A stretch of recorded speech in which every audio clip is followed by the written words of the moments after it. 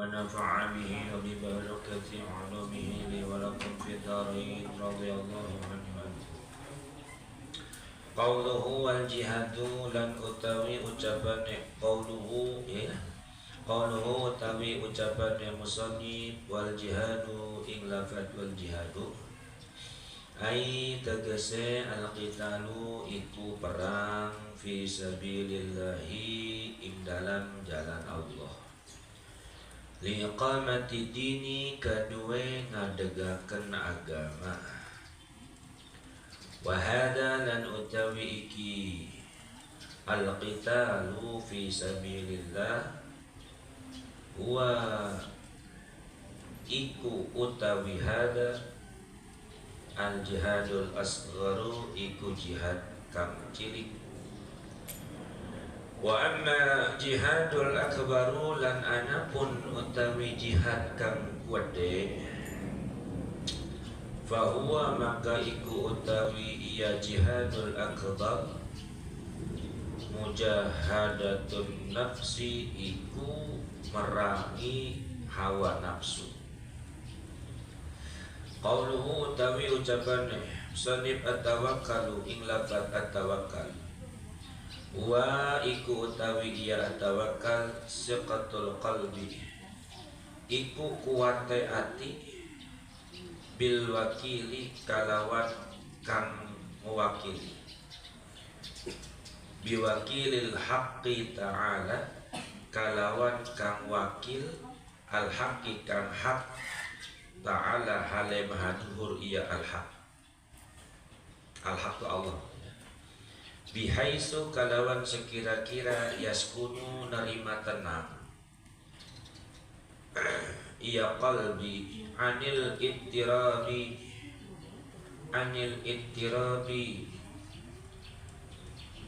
saking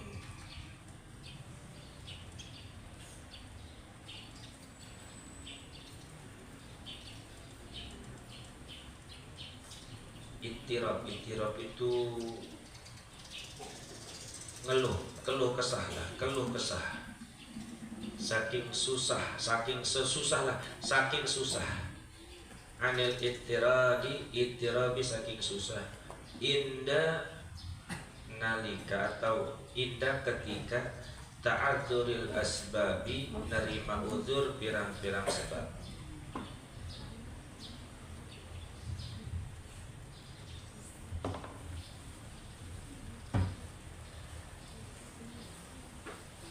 Coba kitab yang lama abah mana? Kitab-kitab lama. Di sini ya.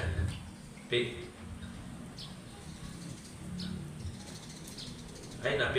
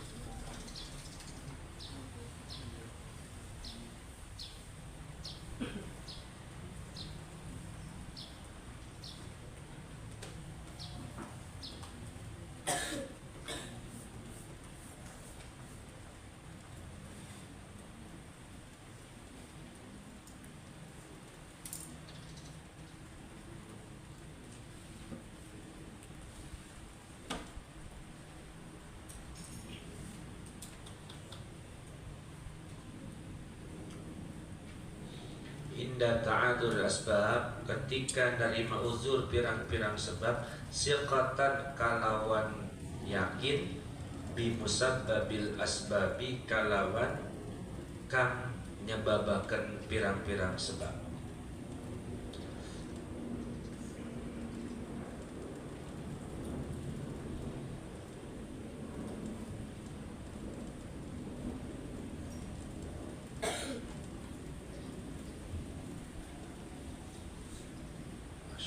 Wa an Uwaisin al-Qarni, lan saking Sayyidina Uwais al-Qarni, tabi'in beliau ni, annahu satuhune Uwais al-Qarni qala iku ngucap ya Uwais al-Qarni, lau abadta lamun ibadah sira Allah ing Gusti Allah, ibadata ahli samawati kalawan ibadah ahli pirang-pirang langit, wal ardi lan bumi, la yaqbalu maka orang nerima Allahu sapa Allah mingka saking sirah, hatta malah takuna ana sirah aminan iku kang aman, iku kang merasa aman, bima kalawan barangkang takafala nanggung Allahu sapa Allah min amri rizqika saking urusan rezeki sirah.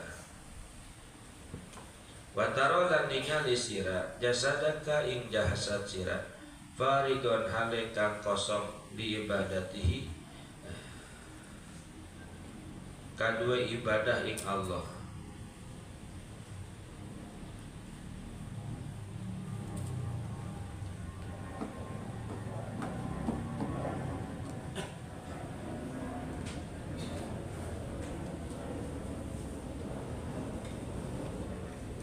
Qala ta'ala, wis berfirman Allah Ta'ala halim mahduri Allah ing ayat, fatawakkalu in kuntum mu'minin, fatawakkalu maka tawakkala sira kabeh in kuntum lamun ana sira kabeh mu'minina iku kang iman kabeh, iku kang iman kabeh. Qauluhu wal jihadu, ucapan musannif lafaz al jihad. Jihad itu asalnya jahada. Jihad itu dari kalimat jahada. Jahada itu artinya sungguh-sungguh. Jahada itu artinya sungguh-sungguh.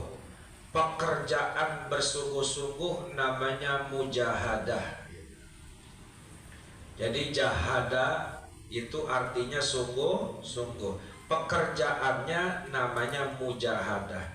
Orang yang bersungguh-sungguh itu namanya mujahadah. Pekerjaannya. Yang melakukannya namanya mujahid. Yang melakukannya namanya mujahid. Nama pekerjaannya namanya mujahadah, yaitu yang bersungguh-sungguh. Salah satu daripada pekerjaan zahir adalah jihad. Maka yang dimaksud jihad di sini ai al-qitalu fisabilillah adalah perang di jalan Allah, Untuk liiqamatid, untuk membela agama. Jihad yang dimaksud adalah perang membela agama. Perang membela agama. Jangan perang membela yang bayar. Perang bela yang bayar.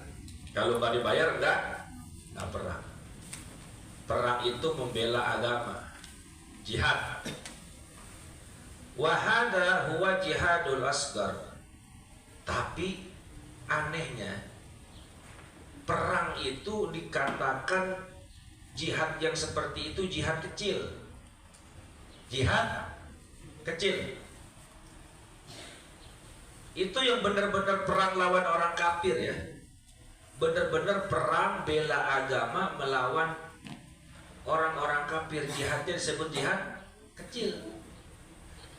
Lalu emang jihad terbagi berapa? Jihad itu terbagi dua. Ada jihad kecil, ada jihad besar. Jihad kecil itu perang lawan orang kafir. Al-qital, perang melawan orang kafir di medan perang, itu jihad kecil. Ada yang gede namanya jihadul akbar, jihad besar. Apa itu wal jihadul akbar? Huwa mujahadatun nafsi, yaitu perang melawan diri sendiri, menaklukkan diri sendiri.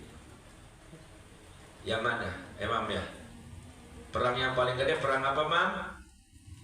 Perang melawan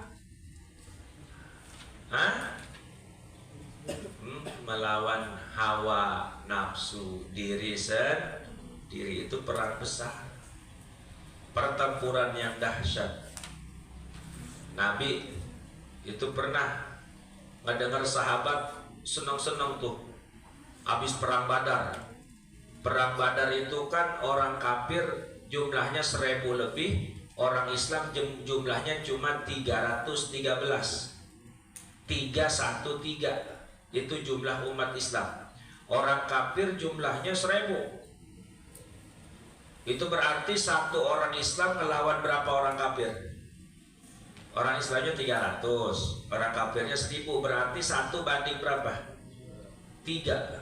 Jadi satu orang Islam itu ngelawan 3 orang. Itu kan perang luar biasa, dahsyat. Perang pertama di dalam Islam, dimenangkan oleh kaum muslimin. Begitu pulang, dalam perjalanan pulang sahabat itu pada senang-senang. Kita baru saja melaksanakan perang yang sangat luar biasa. Perang yang baru saja kita laksanakan, sangat mantap, luar biasa. Perang yang sangat melelahkan, perang yang sangat menguras itu. Gitu. Kata Nabi, kita baru saja perang kecil menuju perang besar. Perang kecil menuju perang besar. Kata sahabat, emang ada perang yang lebih besar dari ini ya Rasul? Kata Nabi, ada. Jihadun nafsi, perang melawan hawa nafsu. Bener aja kan? Ketika masa-masa Islam awal, masa-masa awal itu Islam sahabat Nabi kompak luar biasa. Nabi masih hidup. Generasi pertama, begitu Nabi intiqal ila rabbih, Nabi pindah dari alam dunia ke alam akhirat, maka diisi dengan Sayyidina Abu Bakar. Udah mulai rada goyang sedikit. Banyak yang murtad di situ, nggak pada mau bayar zakat dan ngaku nabi palsu. Periodenya masih aman, diganti dengan Sayyidina Umar, periode masih aman. Nah, pada zaman Sayyidina Umar ini umat Islam sudah mulai ke timur dan ke barat, sudah mulai membebaskan Palestina, membebaskan Mesir daripada Persia. Jihad tuh, jihad fisik tuh. Begitu udah mulai banyak umat Islam, kekayaan sudah mulai terbuka, dunia sudah mulai kumpul ke umat Islam. Umat Islam ketika itu maju. Mulai di sini perangnya berganti. Perang yang tadinya perang megang pedang menjadi perang melawan godaan dan bujukan rayuan dunia. Mulai itu. Ternyata memang betul sedikit yang bisa lulus daripada perang melawan hawa nafsu. Kenapa? Karena sangat menggiurkan. Karena perebutan tahta orang bisa perang. Bahkan jangan urusan tahta kerajaan, jangan urusan jabatan yang tinggi, urusan 5.000 perak di pasar bisa berantem, bisa main bunuh-bunuhan. Pernah dengar nggak ada berita preman ribut main bunuh-bunuhan cuma gara-gara rebutan duit parkiran? Terjadi tawuran. Perayaan 17 Agustus, lomba tawuran. Lomba tawuran. Nah, kan pahlawan jadi bagaimana? Pahlawan nangis ya tuh. Pahlawan kita yang dulu perang lawan Belanda, sekarang ulang tahun kemerdekaan dikotorin dengan tawuran.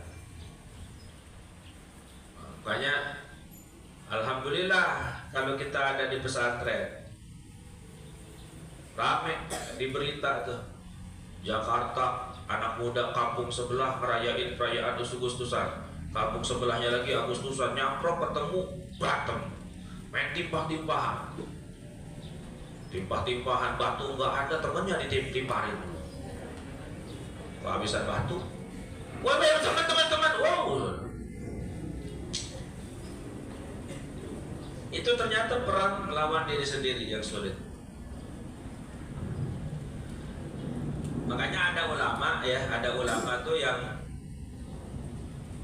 punya wiridan, punya wiridannya lucu, wiridannya tuh melawan yang diinginkan. Jadi yang dipengenin selalu nggak diturutin, yang nggak dipengenin justru yang diturutin. Begitu misalkan ngelihat di warung ada es sama air putih, hatinya pengen es, dia nggak turutin es, dia minum air putih. Begitu di warung ada es sama air putih, hatinya pengen air putih, dia nggak turutin, dia minum es. Dia selalu melakukan sesuatu yang hatinya nggak senang, yang hatinya tuh nggak demen, malah dia itu yang dikerjain. Ketika ditanya kenapa seperti itu, saya tidak ingin menjadi budak nafsu saya. Nafsu saya ngomong nasi, saya makannya roti. Nafsu pengen roti, saya makan nasi. Selalu dilawan katanya, nggak mau diturutin.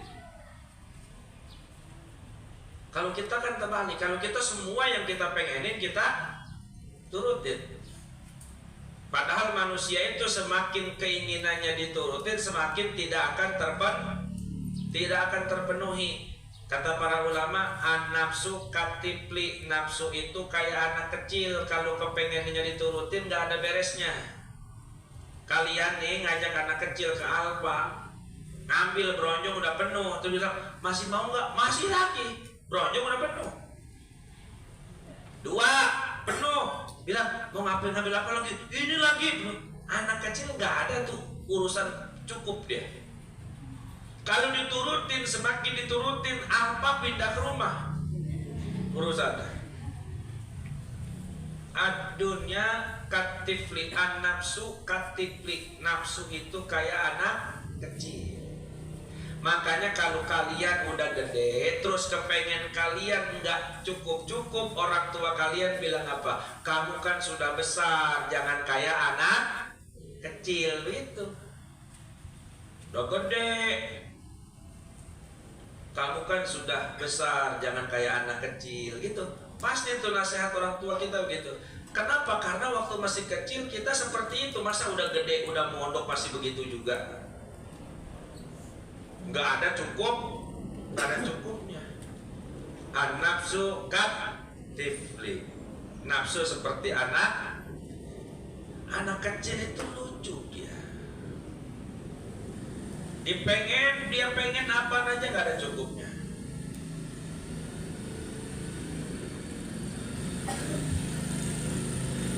Dia pengen apa aja nggak ada cukupnya. Padahal dimakan nggak? Ini anak kecil pulang dari apa nih, bawa 2 bronjong, sampai rumah dimakan nggak sama dia? Nafsu begitu. Apaan aja dipesen ke orang tua. Mama besok datang ke sini bawa biskuit Kongguan, bawa silver queen, muak dipesen, dibawain ke gobok, dimakan nggak? Ditaruh di lemari sampai pada busuk, ditaruh di lemari, disumputin sama dia di bawah baju, dimakan juga enggak, lupa akhirnya. Nafsu itu kayak anak kecil.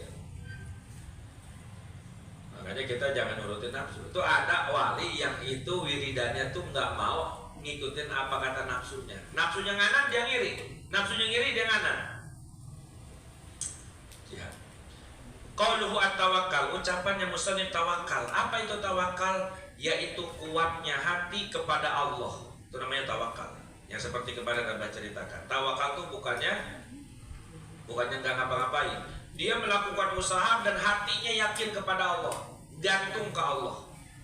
Siqatul qalbi bil wakil, al-haqqi ta'ala bihaitsu yaskunu 'anil ittirab inda ta'adul asbab syaqatan bi musabbabil asbab, yaitu orang yang tawakal adalah yang hatinya merasa tenang, senantiasa tenang daripada ketakutan dan kekhawatiran disebabkan kekuatan yakinnya kepada yang menciptakan segala sebab.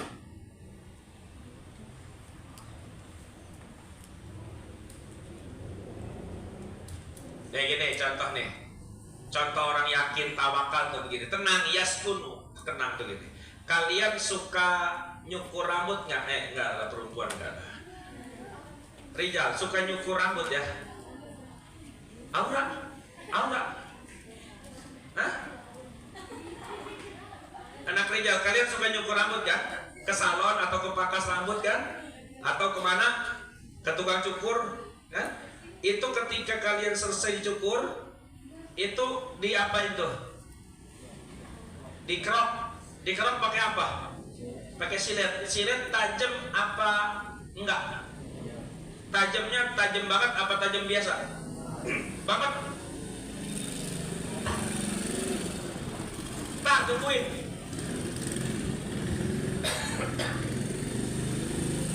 Kes, tungguin.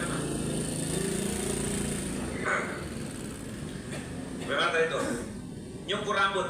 Kalian kalau nyukur rambut, selesai nyukur rambut kalian dikerok. Dikeroknya pakai silet, tajam banget siletnya.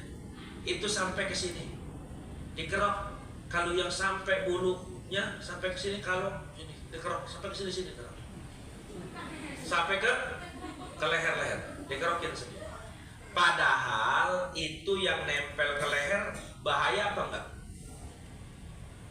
Itu silet nempel ke leher bahaya apa enggak? P.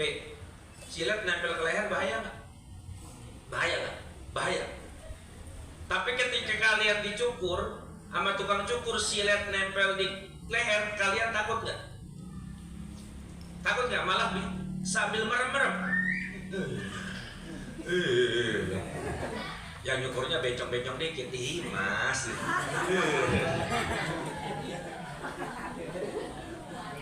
Padahal silet nempel di leher, tinggal dipotong aja leher kita putus, mati kita. Tapi kenapa ketika dikerok kita malah bisa merem? Ih, geli, malah ketawa. Silet nempel di leher malah ketawa. Padahal itu sangat bahaya.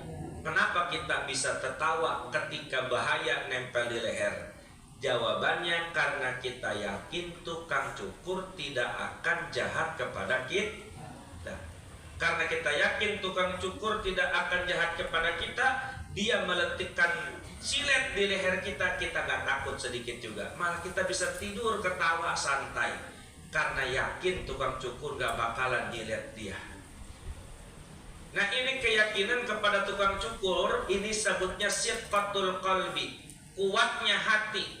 Sehingga yaskunul qalbu, hati itu menjadi tenang. Ini mestinya berlaku juga keyakinan ini kepada Allah.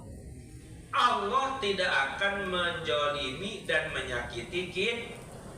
Kalau kita ditempelin silet sama tukang cukur aja bisa tidur, masa Allah ngasih ujian sama kita, kita resah nggak bisa tidur?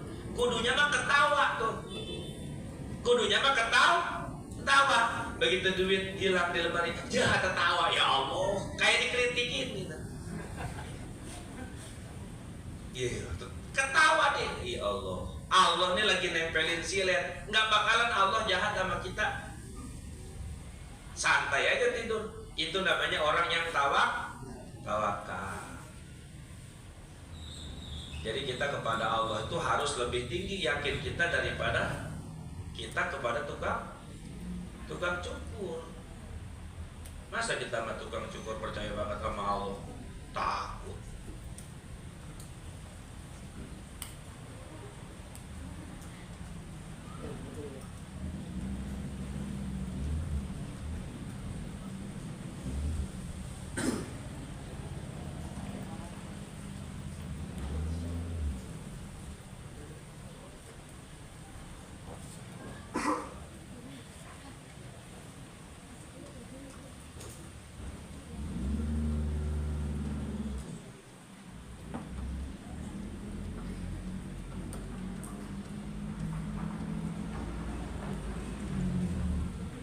Terus ke belakang bilangin, lem ke belakang. Bilangin ke belakang sana, ke depan Bang Heri kalau kuat ya.